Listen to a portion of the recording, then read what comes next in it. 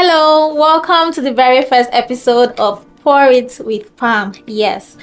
I have had this idea for a very long time. I've always wanted to capture the stories of people because I believe that if one person is going through something, there's someone out there that might just get the solution just by listening to what someone has gone through. Say for this life, they know I'm finished. And whatever it is you're going through, someone else has been there. Experience, they say, is the best teacher, but you don't need to pass on yourself around to be your experience. And so, yes, for the maiden edition of Pour It with Pam, I have a very, very special friend here with me. And I believe that her story is one that people need to hear. Why? Because despite it all, she has excelled in her field as a mom, and in everything that she does. She has been able to put the most difficult thing that ever happened to her behind her, and right now she's soaring. So with me here today is my very good friend Uduak. She is the CEO of Posh Parties Events. She does events, she's a mom, and she does so many amazing things. And today we're going to be talking to her and hearing her story. Hi Uduak. Hi Pam. How are you? I'm fine. So good to have you here. Yeah. Okay, so I know I've spoken to you for a while, and I've told you that I'd like for you to share your story, right? Mm-hmm. Because I was able to go through it with you a little bit while it was happening. Yeah. And I know that a lot of people could have broken down. A lot of people might not have been able to pull through. That's true. But with God, with family, with everything, you pull through. So I want you to document your story. That's what we're doing on Pour It with Pam. Let it be there and let people see what has happened. And as I'm talking, people are saying, what happened to Uduak like this? I'm telling you. But yeah, I'm just going to open the floor for you to just first of all just share what happened. I know as a young lady, a young Nigerian girl that's young, you're done with school, everybody's saying, oh, next step is for you to get married, have children, start your life. You meet someone and you're like, oh, this is the love of my life. But sometimes it doesn't always work out that way. So just tell me what happened for those that are listening to us. What happened? Thank you for having me here. Where do I start from? From the very beginning, from the sweet part, okay. When it was all kisses and cuddles. So I met my ex-husband after service. Okay. Shortly after service. That was 2010. And you know that I was like, I don't want to come back. If I don't find work where I was serving and I come back here, I just want marriage and just let me settle down or find a job. And maybe as God will have it, I met him. And he didn't waste time. He said he didn't want to play around and everything. And I was like, oh, okay, this is it. I prayed about it, told my parents, and fast forward, we got married. And I think people always say there are signs. You should have seen signs. You didn't date for long. Were you paying attention? Did you let go? Did you leave red flags? I mean, there was no signs at all. There was no single sign at all, and it was all good, right? Until we got married, and then started keeping late nights. I mean, he used to keep late nights because of his kind of work, but he started having some friends that I didn't approve of. Okay. And he wasn't listening to me. So, and then the late nights kept on increasing. I'm kind of trying to merge everything into one. Mm-hmm. So, apart from the late nights, of course, infidelity. Now, that was a huge. It's still a huge deal breaker for me, right? I don't know how people say, okay, if I prefer him to beat me, but if he's cheating on me, I cannot, even though I still stayed, right? So there was this late night, what now? Then the infidelity, and then the first time I got the beatings of my life was after my first child. I I had just come back from the hospital, I think a week thereabout, and someone called him. One girl like that though. And I picked the call. We usually used to pick up each other's calls, right? And he wasn't near, so I just picked up the phone and was like, "Who is this?" She said, "Give the phone to the owner." I'm like, "Hey, Jesus!" And my heart was doing kiku, kiku, kiku. I said, "What is this?" So I'm like, "Who are you?" She said, "Give the phone to the owner. He will know it's his friend." As a good wife, I was very submissive that time. Now my head is Yes, it's outside. it is outside. So I took the phone to him and he was like, "Why did you pick my call? Why did you take my call?" Blah, blah, blah, and everything. "Sorry, sir." After everything, then I was like, "Who was that?" He said, "It's none of my business." And I really did not want it to affect me or escalate because I had just had a baby, right? So I just let it slide. And then I think 2 weeks after or so, in the night, someone called again. And I'm like, "Who is calling you at this time of the night?" And we started arguing.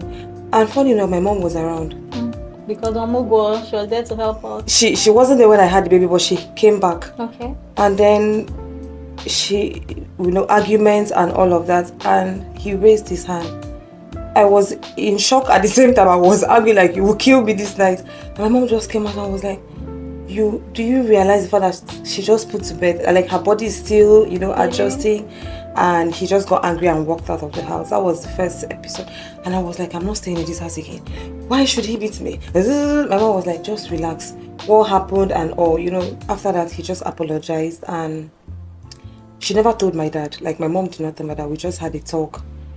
And she was just like, I can't remember, but we had a talk. And I kept saying that I don't want to stay, and all of that. She just said I should be calm. That since that was the first time they would speak to him and all of that. She spoke with him because I know that if my dad was involved, it wouldn't have been story for, Mm-hmm. And then after that, it went on because they said no third parties in your family, no third parties in your.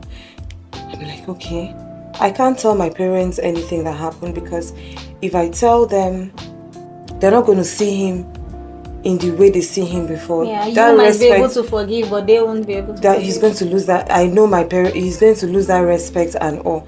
And I didn't also want to tell his parents because I wasn't even close to his mom, just his dad, and all. So that's how it went on and on. For how long? For 3 years before we separated. It went on, and then one of those days, I think it's still the late night thing that happened, and he got back. One of those friends I kicked against, had an issue or something like that, and he was the topic of of our fight. And I said, "I don't like this person," We started arguing, and he said he was going to call my dad, he was going to call my mom, my parents, and then tell them to instruct me and teach, like I wasn't taught how to respect and all of that, and me too. I said, "Okay, if you call my parents, I will call your dad and I'll report you to him." So I picked up my phone to call him. I don't know if you remember when I was in cast POP. So he I picked up the phone to call his dad, and he grabbed the phone, like twisted my arm, and I don't know which one was more painful, whether it's childbirth or that arm that broke, whether it's toothache. Jesus. I cannot even describe the pains. And he twisted you until it broke. Until it broke. It's like my flesh was the one that held the bones. And my younger sister was at home. My baby was about 6 months then. That's the second one? No, the first. The first one. To show you that this wahala, like from the first year, and it wasn't like that when we were dating, courting, and even in the first month of marriage, until he started listening to these friends that I kicked against, because they're always like, "You are a woman rapper, you're always listening to, so me, I'm the first daughter. I grew up being assertive, I grew up being firm, grew up giving additional instructions. So if I see something And also that an is, event do you planner. get? If I see something that is wrong, I cannot follow you blindly into that thing. So he was always saying that that it's true what these people are saying. You know, it's true that I'm too stubborn. That's the word. That I'm behaving like the man of the house. So when that happened, of course, he didn't have any option than to call my parents, you know. Went for scan, what do they call it? Went for X-ray, yeah, and all of that. And first of all, we went to this local bone repairers, whatever, and the man just did one kind of thing. But my mom, I'm sure she knew, she suspected, but she didn't ask. She didn't say anything. She was so broken. And then she called the doctor. And that man said we should go for an X-ray immediately. When we went, they said if I had continued with the first treatment, one of my hands would have been shot, like my right hand would have been shorter. And so we started treatment. The doctor asked me what happened. You don't want to know what I said. I was like, that I was trying to hang a curtain. Wow. And one of the dumbest excuses ever. Like most times you hear things like that, and I'm always like, I ran into the doorknob, I fell down the staircase, I was taking Gary, it fell in my eyes. Does it come from the woman trying to protect him, or is he the one saying I don't want you to tell people, or instinctively you want to protect? For me, it came from a place of protection. Because I knew that everybody loves, or it seemed to be like everybody loves Uduak and wanted to always protect me. Even my younger friends always like, no, Uduak is the I'm not soft though. So I didn't want him to, because everybody also felt that he's calm, he's cool, he's gentle. I knew that if I dare say half of the things that happened, right, apart from the fact that people are not going to see him in that same way, I felt also that people are going to laugh at me that you were doing chakara, you went to marry, you should have did it, and I had just oh god, I had broken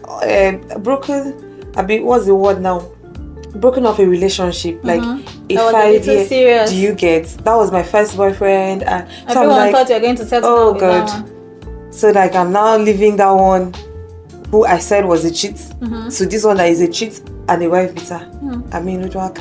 So I think first of all it came from a place of protection, and then shame, like my god, what are people going to say, you know, and all of that. But when that happened, I got medications, and then he just transported me to my parents' place so that I could be well taken care of and all.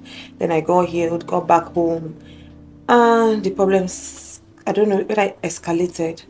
Do you get? From one issue, I mean, some things that regular family married couples should have, but it usually seemed to be more than the usual. And did it always lead to violence, or not? Not every time, but when it did lead to violence, I mean, it was something else. Do you get? I remember one time, you know, when I had my bridal shop, he had his office above mine, like on the last floor, so we used to share the same building.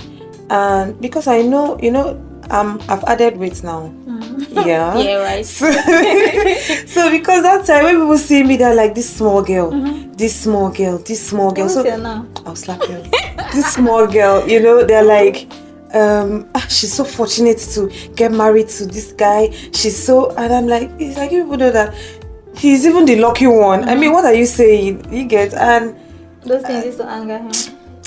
No, not really. Not that it used to anger him, but I just, because we shared the same building, and I knew what some girls can do, even guys. So I said, I don't want any inter-office relationship. Your boys don't cross to my office. My girls don't have anything to do with your shop and everything. But I found out that sometimes he would, maybe when I'm not around, he would go to my own office, like to rest in quotes and all of that. And there's this day I found my girl with a devotional, which wasn't a bad thing. And I asked her, I mean, if he gifted you this devotional so that your spiritual level can, you know, go improve. But she didn't tell me.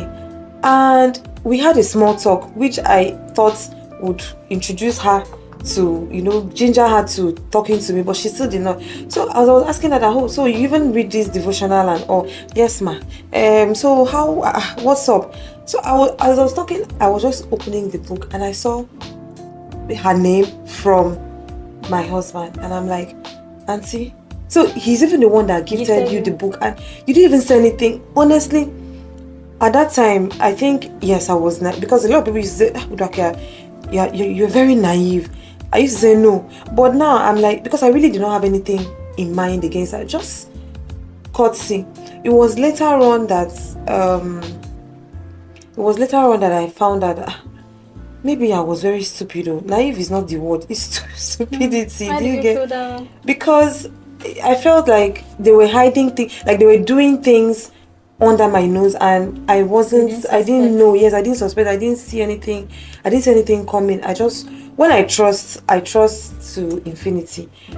When is it untrust or distrust? Once that distrust is there, then that's it. It's still infinity too. And I tried as much as possible not to get to that place, because I know that when I get to that place, it's going to take donkey years to get back there. You get, and that caused the problem. In fact, that was one of the major issues that we had that integrated into the divorce. And one of those days, after I questioned the girl, I got back home. I'm like, so you even gave this girl this thing? I don't want this relationship. Because young girls, even now, when they respect their madam, do you get? When the man of the house starts, hello, how are you? Have you eaten today?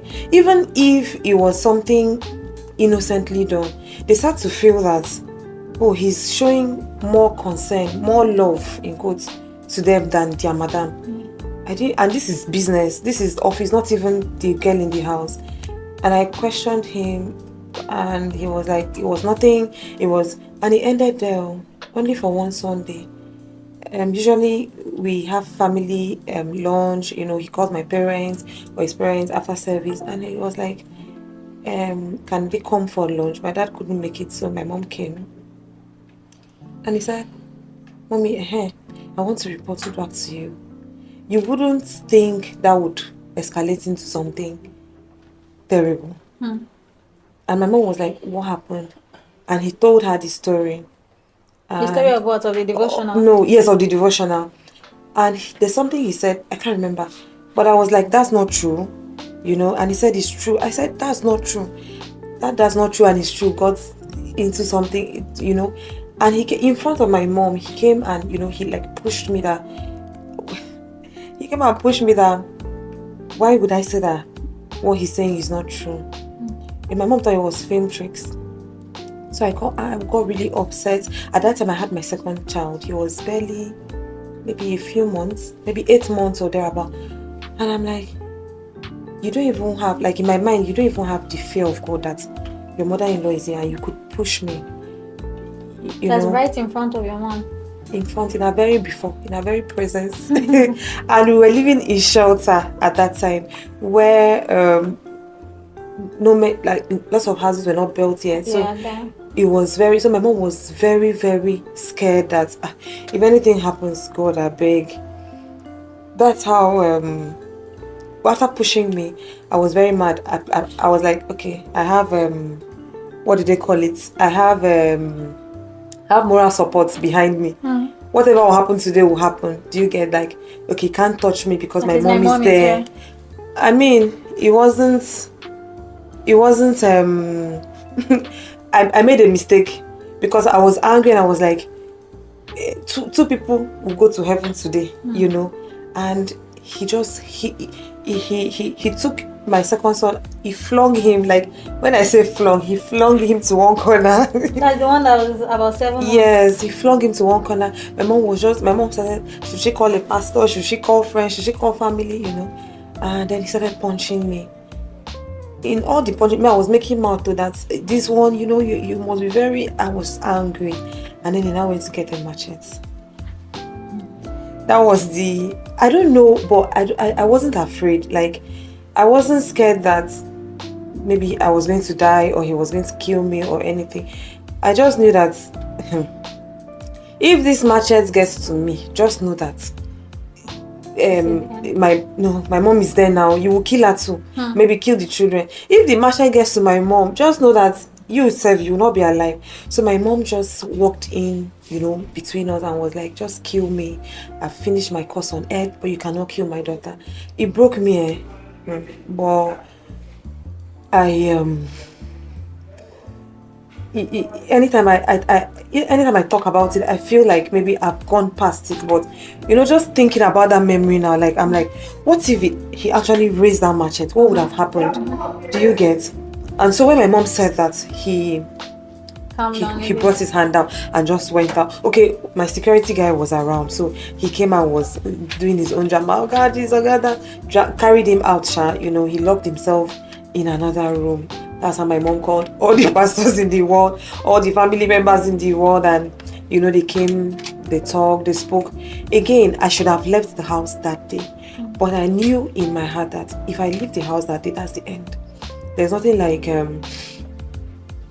like go back, forgiving, talk about it. And so I tried to be brave and just brave it out. So even after the machete incident, I don't think my mom told my dad, because if he did, I would have left the house that moment. So she just called other family members and they came, they spoke with him, they talked to us and all, and they left. But from that moment, I started locking myself up in my room with my kids, and I think we were fine. It wasn't that serious. Any issues we have were not that deep until I started getting calls from people that, we were living fine. We were not over the board, but we were comfortable. He was doing well. I was doing well. So I didn't really have any issues of money and all. So when people started calling and saying that he's owing me here, he's owing me, how much is he owing you? They mention some kind of sum, and I'm like, I don't understand why and where. So when I ask him, so person called, he's angry. Why should they call you? They should have called me. That kind of thing. So I don't even go back to talk to the people. I just leave it at that. It's only when they try to what now? So involve the police? No, not even involving the police. Me and my children, I'll just tell them, see, please, I don't know anything about it, okay? And so it was just getting worse by the day. It was getting worse by the day, and I'm like, I don't know, but I didn't even tell anybody about it. So anybody that comes to me, I just ask him, so is this thing true? And he's like, no. I'm like, okay. Until one day, I had dropped my first son at school, and I just saw people outside the gates. They were abusing him, breaking. They came with policemen, SARS, and one of his very close friends, right? He was building for them. He was into construction and stuff. And the guy was like, if by Friday I don't get my money, you're going to be arrested, blah, blah, blah. Serious issues outside. I didn't go out though, before they will carry me. So when he go back inside, I'm like, what happened? What's happening? He said, nothing. Just come and get ready and pack to your parents' place. I said, this is my parent that you were talking. The previous family meeting, he said I was always running to my parents' house. I'm like, no, we are in this together. We die here. I'm not going anywhere. And he's like, you're always stubborn. And now that I'm saying that you should go to, I said, I'm not going. What happened? He said nothing. So I called the friend. I'm like, I overheard the people talk outside. What's happening?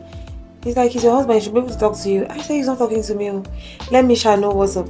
He's like, well, if he cannot talk to you, then I said, okay, since both of you don't want to say anything, let me tell you that it's only me and my boys and the Lord.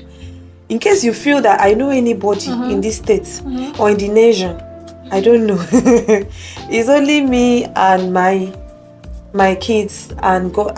No, I was very serious, because at that point, for them to bring policemen, SARS to the house, I knew there was something serious.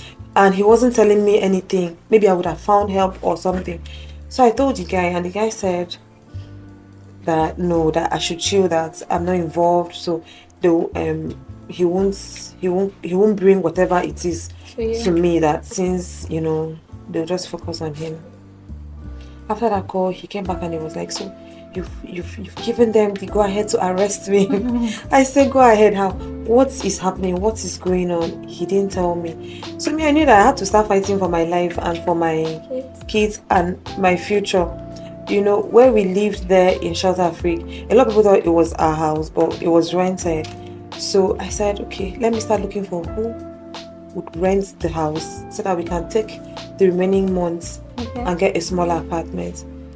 When I told him, he was like, no, you can't think of living anywhere else.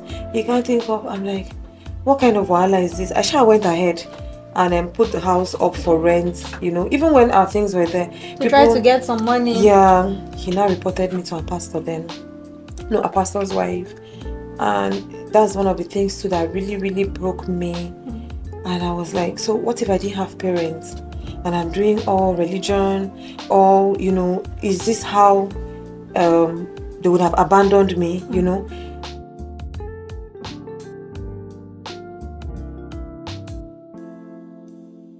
So we're still on Pour It with Palm, maiden edition, and I have my girl here, Uduak, with me, the CEO, Posh Pink Events and more.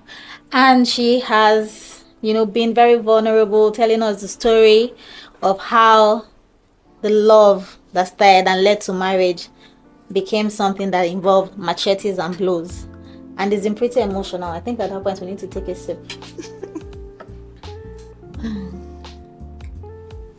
So, I know that for you, as someone who, your parents are still married, still together after all these years, someone from a pretty religious background, you know, going through this, and you said your ex was the one that even involved the church and what was going on. When he reported to the Mommy Gio, that's the wife of the pastor, how did it go on from there?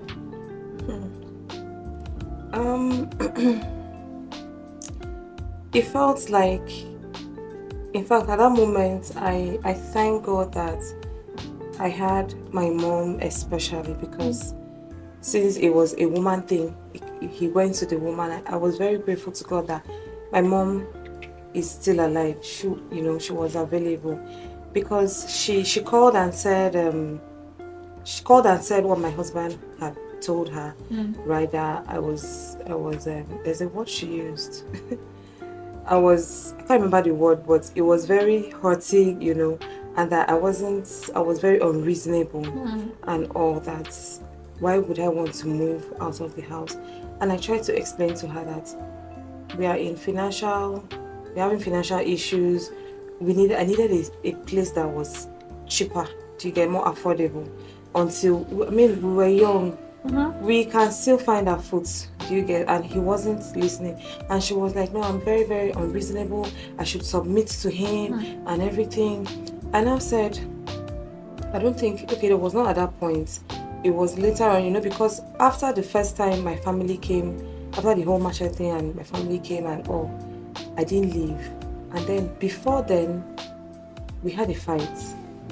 That security guy that came to help him, exactly, that security guy and my nanny in the house, they left almost together, almost at the same time. Did they fall in love? No, they didn't. Oh, she was having an affair with my husband. I did not know. Oh, wow. Yes, I didn't know. And one of those days I was just praying and crying around the whole house, you know, and I feel it was God because there's no other explanation. Maybe she was scared because I was praying loudly and crying around the whole house and saying that whoever God or whatever God has not planted in my house should be rooted out.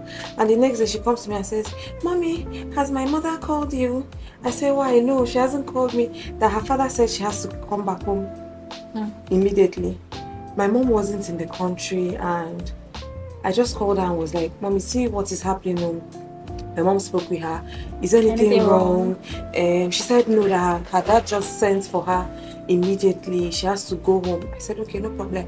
So I called someone that has been coming around the house, like a brother to me, you know. He comes to help around with market things and all, to take her to the park and then like put her inside the bus and that will take her to her mom's place. this guy did exactly that. Took her to the park. We gave her some money, and all of that. I didn't know that my girl, maybe the guy left. She came down. She had other plans. Oh my God. So wow. I think the plan was that that's my ex, would get her a place to stay and whatever continued. So I didn't even know all this that time.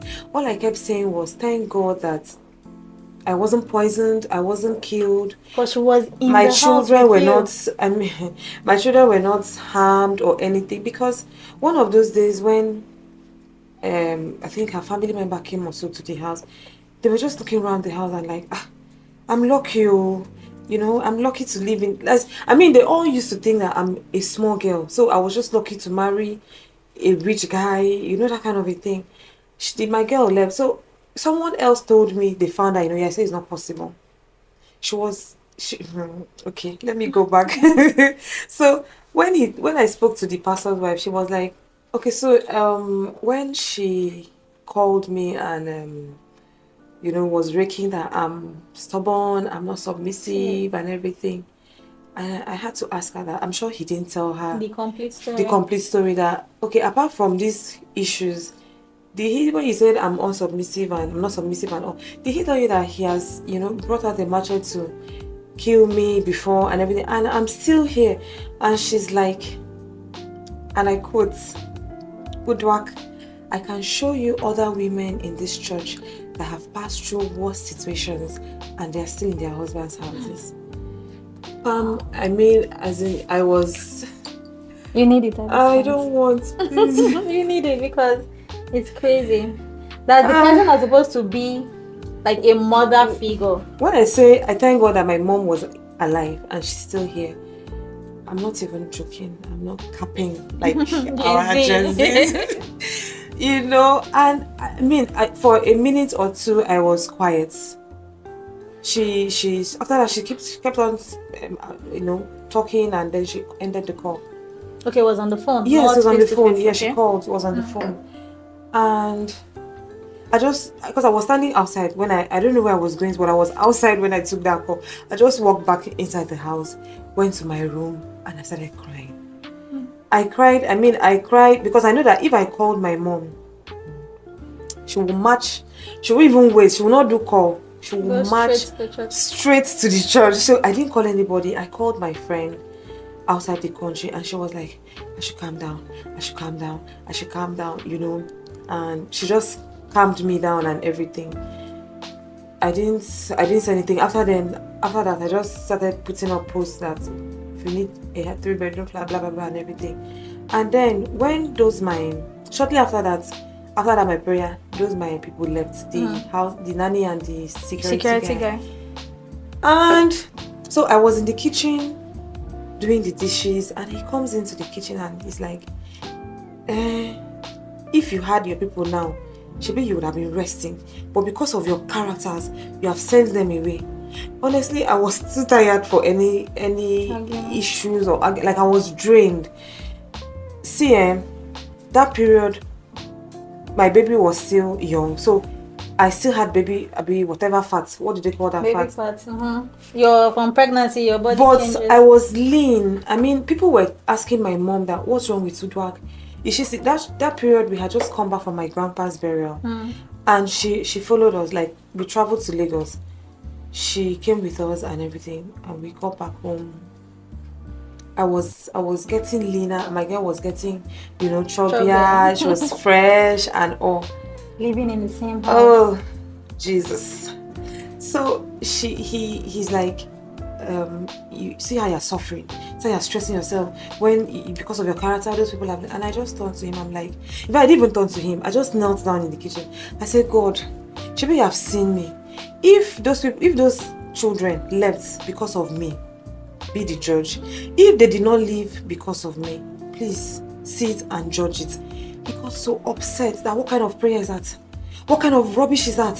Why would I say, Shebi, I'm not praying anything, I didn't say anything bad. I'm just like, if it's because of me, let God be the judge. And if it's not because of me, let God judge me. When he started raking and ranting, I said, please, leave me alone. There's no marriage in heaven. Hey, I didn't know that.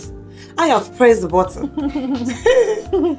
Hey, And I was wearing a shirt, like I was wearing something short and just maybe like a bra top.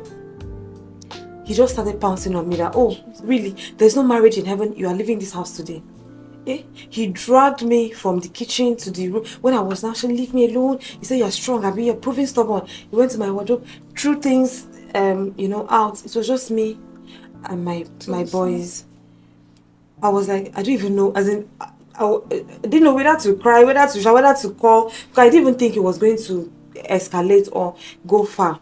That's how I ran to the visitor's room where my girl used to sleep, and he came there, and when he was trying to strangulate me, I knew that what I don't pass, Garina, God forbid that, but you can just pass out like play, like joke. They will arrest him, he will stay in prison 3 years, and he will come out. And as he was strangulating me, he called my dad.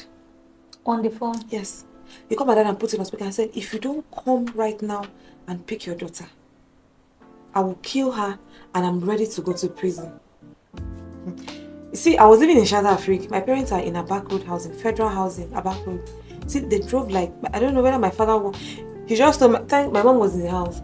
My mom was like, maybe she collect the steering, or like she was just trying, she was the blood of Jesus, calling pastor. You know her now, just calling people anyhow. My father was like, if anything happens to my daughter. I said, meanwhile, I was just at home with him alone with my boys. And somehow the child drove to South Africa. I don't even want to do anything. Pack your, as in just be carrying it like that and let's be going, At that time he had calmed down, obviously, and all. So he knows my mom has seen his kidney, but my dad has never really seen his beast mode. So that's how they just carried me. That's how I wore whatever I wore, just 2 things into the car. My father didn't even ask any questions. He just went back and called his dad. That's okay. It's like maybe something has been happening and I did not knew. But now I knew. Now I knew. Yeah, let's come. Let's have a meeting. The father said that we are adults and we can sort ourselves out and everything. My dad was like, if it wasn't serious, I wouldn't call you. Do you get? This is my daughter we're talking about. So I think another time he came, he stood at one corner of the streets and called my dad and said that he can't remember. This thing sounds funny, but he can't remember the house. He said he can't remember. My dad was like, you cannot see. You've come to this house like not once, not twice, at least up to 3 times. For my daughter's hand. Now you cannot remember the road. My dad is calm, and my mom is the one that if she gives you the chance, you say no. She gonna take him. So she came, she didn't say it. She said like, okay, so that they will not say that she's disrespecting her husband and everything. But as far as her daughter goes, you see that meeting, we'll have it, And his mom did not know anything about this whole thing. All this while? Yes, I can't remember if she's the one that called. Okay, she called me, and she was like that because I had stayed at my parents' place for a while. And she called me and was like, where am I? I say in my parents' place. Hey, I should go back and look for my husband. Kiniko. I said, mommy, so that he can kill me. He said no, that he cannot kill her. That cannot kill you. No, that he cannot kill me. That she too, she has passed through something like that, and my mom did not. She just collected the phone. She didn't even waste time. She said that this is not this particular one that you guys are gonna kill. As in, let me end it here and now. That in case you were thinking of something else, it's off, And that's we've not spoken over her for how many years till now, and that was it. So I was in my parents' place for like maybe a few months. I can't remember. And some of my aunties decided that it's too long. I think up to maybe a month or 2. That is too long.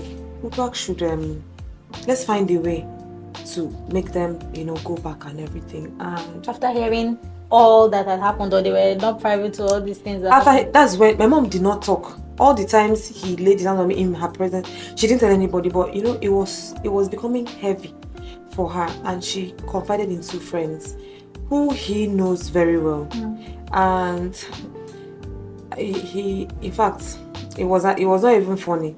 So they called him that they wanted to see him, And they started talking, and like that, they hear that you've been beating Uduak man. They call me Uduak man. You've been beating Uduak man, and this is what has been happening.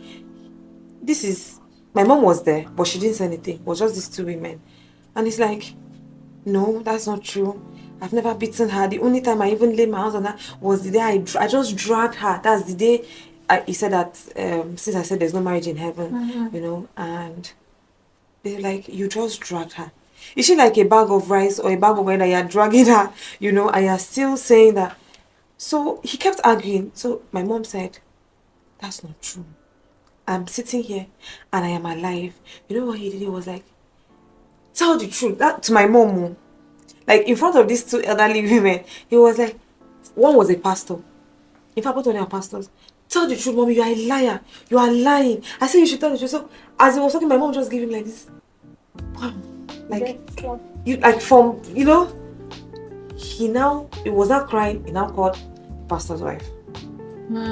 So that one now called me, like, where are you? I'm in my daddy's house. What are you doing in your father's house? You should be in your husband's house. I now said, because she did not know about the last episode, I now said, this is what happened. He called my dad to come and take me away before he kills me. Before he strangles me, say kill is, you know, kill he can just, or I'll be in pain before I die. So she calls me and like, so where are you? And I'm like, I'm in my parents' place, and he's like, she's like, I need you to go back to your. Okay, no, she's like, are you aware of what your mom has done to your husband? I said, no. Your mom just slapped your husband. Is that what I taught you? Is that how I raised you? You're supposed to be by his side defending. I said, ma, that's the one I will not be able to do though. Because I mean, I don't know what happened. So if I say I'm defending him, so that means I'm rubbishing my parents. If I'm with my parents, that means I'm rubbish. I need to know what happened. She's like, as far as your husband, he's your head. You have to stand by him. Blah blah blah. Even if he does wrong. Oh, she didn't even want to know what happened. Like, as he called her, and so she called me immediately. Again, I broke down. I didn't even want, because I was downstairs. So I knew that if my father hears now, it's going to be wahala. And at that time, I was always crying in front of the church. I didn't want it. So I started crying again. Waterworks. I started crying. I called out my friend again and she tried to calm me down, tried to soothe me and everything. My mom did not even call. Nobody talked until my mom came back. And I said, what happened? In fact, she's not even the one that explained. So that it's not be like maybe she was giving me her own perspective. Yes, I called one of the aunties there and they were like, Grandma. In fact, we had a face. The woman described everything, like her action, and she said, they told my mom, she said, you've tried. You're a Yoruba woman. That woman is an Ibibi woman. She said, me as an Ibibi woman, I cannot take this rubbish that you. In fact, one pinch, you have tried. Do you get? And my mom was like, If she had reacted, they would say, still Yoruba woman, you are overdoing. That's not how they do. This is how they do. And she did not want to tell anybody. You know, I don't know what her excuse was and all too, but I mean, she tried to cover. I did not know my mom's. I don't even still know my mom's ATM pin, but he knew. Well, they were that close. My mom and they were close, so it hurt my mom so bad that she was. She had taken him as a son. Yes. And she was still the one he was attacking. Do you get? And it really hurt her. So that woman, after speaking to me, I just made up my mind that, I cannot come and defend you. What you've done this, you have to apologize. Again, I don't still think my mom told my dad. You know, they just kept saying that they wanted a family meeting and all. Finally, they had the family meeting. Of course, it will be that Uduak, you have to be patient, you have to be kind, you have to submit, blah blah blah. In fact, in that meeting, it was my own family members that were even attacking me more. We had the meeting first in my house. They came to South Africa without my mom because they didn't want any drama. So they came, they were talking that you cannot. In fact, they blamed me for even taking the maid. That girl was small, she was young, but they were like, why would you even take somebody that is, I said, I cried though. You see, all the times I was lame, people used to ask me if I had one terminal disease or something. It used to break me. And I was like, no. I did not have, and then at that time I had to close under my shop. I was working from the house. Then it was worse when we had to vacate the house. Okay, before the vacation, he, I think, I still don't know what he was doing with money. And finally, he kind of agreed that we move out. So he called my parents that let's move to their place for 2 weeks. That we'll use that 2 weeks to find another place. My parents, what would they do? They agreed. We moved our things there. And when we moved there, he my room is downstairs, like in my dad's house. But he left me down, left me and the children down, and went up. To a different room. Yes, set up his place upstairs. My parents didn't still mind. Until when my younger brother was coming back from school, so my dad went to him and was like, "You need to vacate the room to your family. The owner of the room is coming. We don't know if he will need this space and all." He said, "No problem." The next day, I saw a car outside packing things. Meanwhile, before we left, because of these financial issues that he had, he was beginning to sell things that I did not know about.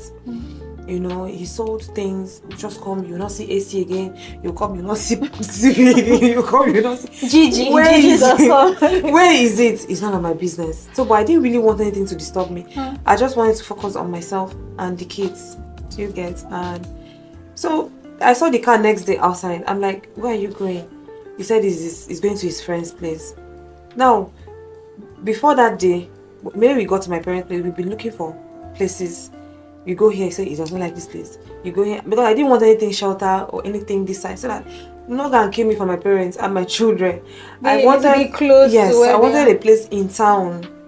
I did not mind whether it was in the Elite area or not. And he did not want. He wanted a place in either shelter or a housing. So any place we found, he did not want it. Now this friend's place he went to stay. My darling, you wouldn't, as in you. My son used to be. He's still prim and proper. So when he's walking, he's tiptoeing. I said, let me just go and see before they say I'm bad. Let me see where he's staying. By the way we went, Eric was tiptoeing. Like, mommy, why is he here? I said, he's here just because there's no space in grandma's house. Just so that they don't feel or think about anything. And I got back home after seeing him. Okay, before he left, when I saw that car and he was packing things, why are you carrying TV to? He said it's none of my business. I'm like, so when we find a place, where are we going to put I was a material girl. Where are we going? What are we going to find? Where are we going to get them?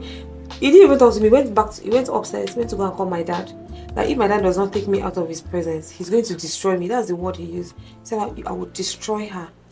My dad was like, this thing is just, they are irrelevant. Like, it can be bought. Don't worry. How many do you want? I'll buy for you. So that's how we left with those things, and that's how we actually separated. Like separated because I did, even after everything, it would be expected that I would leave, but that's how he, worked out. He moved to his friend's place. Once in a while, we used to go there, but I wasn't comfortable because I started getting rumors actually of him wanting to take the kids. Now I'm like, if you have a problem with me, let it be with me.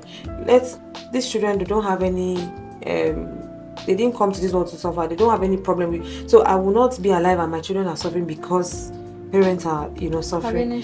But I really I heard the rumors, and then I started having these feelings. Yeah. So I said no, I wasn't going to visit before they would go and waylay me or something. And anytime, okay, he started coming to my former shop. But when I closed that first shop, I had another one at just down the street. So he used to come once in a while and then want to take them to sit down. So I'll follow. I'll join them because it's me that born them. It's me that knows the pain. Place I'm not here. so that's how we left. And then after that, I heard he wasn't longer in town. People used to see him in some other town, and they're like, "Oh, I saw him." I'm like, "Fine, okay." And then I think once or twice he came to my parents' place to visit the kids. And then after that, this is how many years now? I think this is 8 years or 7 or 8 years. We haven't set eyes on him. Each other. So Before then, before now, he brought all that time, all my solicitors and advocates, they were like, "Uduak, you have to go to court. You cannot take this thing alone." Blah blah blah. And I'm like, if I go to court now, you say that it's true, because he was telling people that I was the one that wanted to opt out, and I'm like, no, let me be there. Whatever God wants, will play out. And it was hard though. It was hard because no, it was hard. Let me not even. So one of those days, I got back home, and meanwhile, before now, because I was doing business, I wanted to get a job, this civil service thing. And he said, no, I cannot work. He doesn't want me to do civil service job. I should just do my business. And my parents were like, I don't understand. I said, no, my husband said, any small thing is, my husband said. My dad was like, it's not a bad thing. In your spare time, you can still do business. I said, no, I want to be an obedient wife, And so I missed this thing. Somehow, God just helped me, and I still fought ahead to get the form the second time, and I got this job with the civil service. And then I think I went to work and came back. My mom was like, I've been served. I said, oh, you've been served. Oh, he was the one that filed for divorce. Yes. And I was like, oh my God, these things I used to see in movies, I used to hear at my young age. Jesus. So at that point, how many years had it been cumulatively from when you guys got married to this point of him serving you? 5. Yeah, we got married. I think we separated 3 years, but off and on. Then he served. I got served. You got served. Wow. I was like, God. I wanted to, just blank it, because I didn't want all that trauma. I didn't really know what it meant to be in the court, to have a court session, and so I just gave it to my mom to read, and she started crying. I'm like, what's the matter? So in every paragraph, he's like, her mom did this, her mom did that. And my mom was like, what did I do than to show love to this boy? Like, where did I go wrong? In fact, my mom did this, my mom did that, my mom did this, my mom did that. My father was the best, this one, that one. But he never admitted to the abuse in the document. Which abuse? Of course. So I'm going to be very vulnerable right here, because at first, that time, I felt very ashamed that, as a prim and proper girl concerned, I felt that everything has to be spick and span, everything has to be proper, everything has to be clean, everything has to be perfect. I never ever imagined that I would be sitting here without man, going through life alone, and having to attend to the kids. And so I saw my mom cry. I went to get the paper, and I started reading things, and I'm like, maybe I have a twin somewhere, or I have another Uduak somewhere that I don't know about. Because some of his accusations were that after sex, I would demand for money. Yes. Wow. And I was like, I don't understand. It felt, it looked like something that was maybe a lie, but I was looking at the paper, it was looking at me, and I was reading it. He would say that I used to bring men to the house. Just wanting to make it as terrible as possible. I would just be thinking that if I bring men to the house and you see me as a man, you should fight for your rights. See, this is that we're laughing at. I know, and that's the essence of what we're doing today. Like at the point where you were going through it, I'm sure it felt like your world was ending. It already ended. This is you 8 years later, and now I know that when people go into marriage, nobody wants it to not last at all. Everybody goes into it with that idea. The vows have forever in it, right? But for people, young people that have gotten into marriage and 1 year, 2 years, 3 years, 4 years down the line, and they're having problems to the point where they're thinking, how do I even start? Where do I start from? And they're almost losing their minds, and they're listening to you today. Having gone through it, what would you tell them? I would tell them, let me breathe in. It's fine. I would tell them to take their time. And I mean, this thing doesn't really have a rule, right? Because I have friends that met their spouse, dated for like maybe 3 months, and they're still together now. We all got married the same year. I have friends that dated maybe up to a year and are still together. I have people that dated for a longer period of time and they are no more. Because I remember people tell me that Was the time too short? yes, they were like, no, we dated for a year plus. And they were like, no, you didn't know him. You didn't really, true, I didn't know him, but I don't think it was Based on the the length time of, spent, yes, because sometime in the relationship he would be like, in fact, sometime I felt that it was a bet. I got to that point that I felt like maybe this guy bet somewhere, like had a bet somewhere that, or placed me on a bet that, okay, if I get her, I'm going to pay. I mean, I'll be paid, or Someone that they're looking for a police. Where is the money? do you get? No, honestly. So I feel I'll just tell them to pray first of all. Pray, like pray. I mean, there's so many things that that are around my marriage. Me, I'm very, I don't know whether to call it spiritual, and so I know that there are so many things that surround marriage, like apart from physical aspects, spiritual, their family backgrounds, their, all those kind of things, and you have to look into it.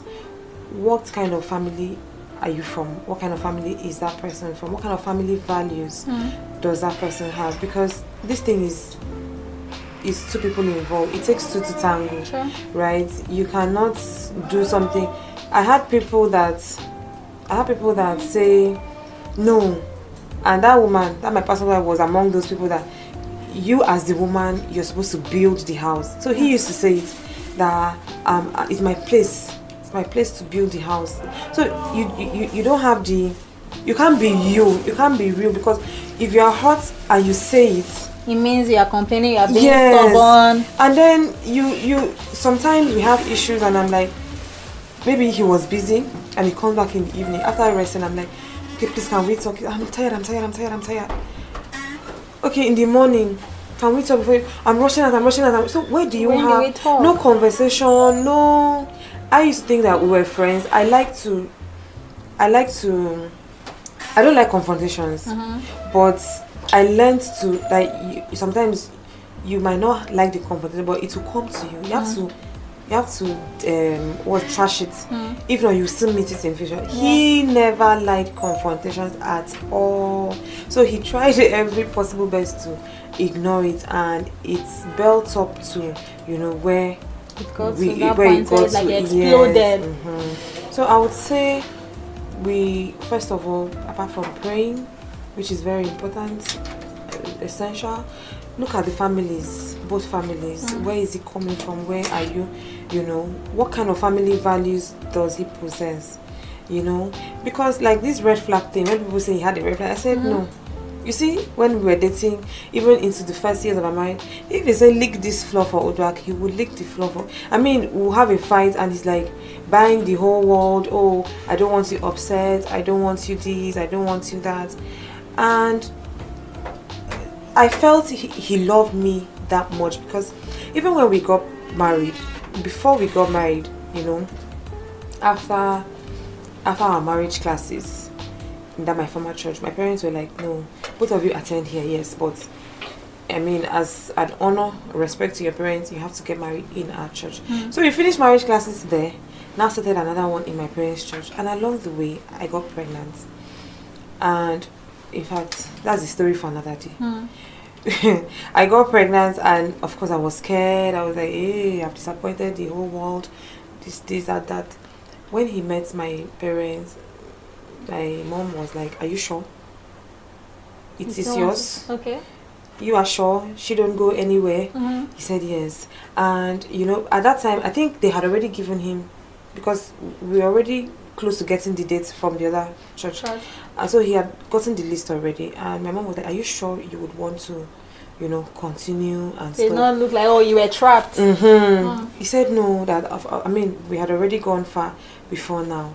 And you know this thing about when they give you lists, you would want to argue and all. He said no, that he doesn't want to, that he can't be arguing for his queen, you know.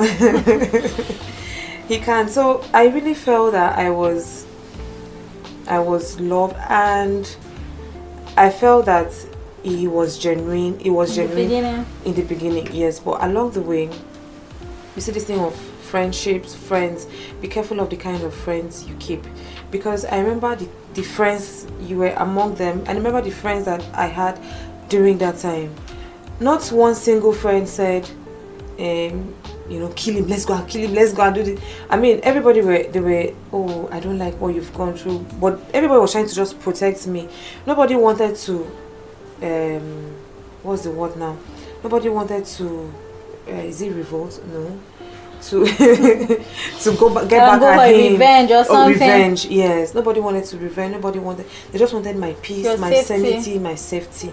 You get. And or meanwhile, the other side, they were like, oh, I'm bad, I'm wicked. Even these people that were there for him then, they were now laughing that he was so young to get married. He didn't have sense. He didn't know how to, you know, raise a family. And meanwhile, these are the people that you were spending on, keeping late nights with, and everything. Now that you had these issues, nobody was there to talk to you as a friend, put you on the right path. Because most times you hear people say, when you are getting on with someone, they need to be able to listen to people. They need that person that's like a voice of reason, where if they are veering off the wrong path, someone can talk to them. Exactly. And I don't think he had that person.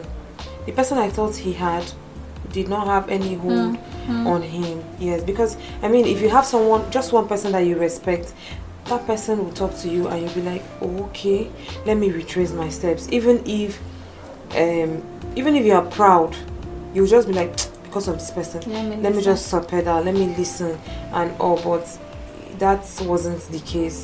That wasn't the case for him, and it was really bad. But it was really bad, but I'm glad. Here you are. Yes. So now 8 years later, doing it on your own, raising your kids, running a business. How's it been? Just be grateful to God that I'm not mad. I'm not wrong mental. You will never. I mean, coupled with the situation of the country. No, don't say it. Yeah.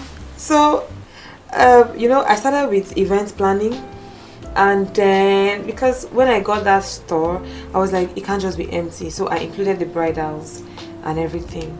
When this happened, you know, I used to do children parties just for, I'll just do it for friends. And I'm like, one of those days I attended a party, a child's party. And when I heard how much they charge, I'm like, you are here, just giving it away. No. So I started children parties. And I just poured myself, because that time I was hot. I was not bitter. I was not hot. I wasn't even angry at him. I was just hot that if you did not come, if you didn't come, I would have been way higher, or I would have gone further in my career or business or whatever. You know, I won't have to be dragging these children into this mess. Do you get? I was like, I would have done my thing myself, maybe later in life. So that was what got me angry. But I poured myself into work, business and everything. I poured myself into my business. So I would pick the children up from school, just go straight to the shop. But I used to cry a lot. I would just lock myself up in one of those rooms and wail, not even cry. I would just be crying, and then I'll clean up my face. Sometimes my children would just, especially my first son, he would just look at me and know that something's wrong somewhere. So I had to stop so that they don't start feeling, you know, bad and emotional. So I just poured myself into work and tried to build my brand, but it wasn't okay. It was working, it was moving and everything. And at a point I broke down like sickness. I was ill, but I feel like at that time too I broke down, like maybe mentally or emotionally. The emotional stress and everything. I did not accept it. I never really accepted that I'm a strong girl, I can do this. But at some point I was like, I'm tired. Like I couldn't push through. I couldn't just think straight, like business wise. If the job comes, fine, I'll just do it. But I wasn't really pushing. I just wanted to make ends meet, let my children be comfortable. Yeah. But you see that extra thing that I was doing before, I wasn't doing it again. Okay, so I thought I had healed, but sometimes, you know, things happen and you just realize that you're crying again. It's and a process. you know, that's when I realized actually that healing is not something that takes Just place. happens Yeah. overnight. So because all these things, all these events happened within within a time frame. So healing too It's going to take has to take time. that place, and I thought it was going to be, and I'll just bounce back, but I realized that it wasn't so. And I've learned to just let it flow whenever I feel that way, because for a very long time I have been feeling guilty that I let myself down, I let my kids down, I let God down, I let the entire world down and Trust everything. me, they don't care about you, man. Do you get? So but I've been trying to work on that self-guilt and just realize that, I mean, life happens, and it's not like somebody came and chose you and said, out of the lot, you are the next in line for this let's say evil act or this thing. So I just learned to believe that life happens, and whatever life throws at us, just take it and Take the lessons. you know, take the lessons exactly and move on with life. True. Thank you so much for sharing your story with us today, Uduak. And I believe that even if it's just one person that listens to you and it helps them, you know, make their own journey easier, then we've done our jobs, right? So thank you so much. That's what Pour It With Palm is about. That is what I had in my head, because I believe that life happens, man. No matter how you plan it, no matter how you lay things, life happens to you. And it's up to you to decide how you want to deal with it. Exactly. Do you want to keep wallowing, blaming yourself, you know, feeling low? People get depressed, people do things, or do you want to move forward? And I hope that someone somewhere has listened today and you're encouraged. So that is Pour It With Pam today. My name is Dr. Pam, and I'll see you next time on Pour It With Pam. Thank you, Doc. You're welcome.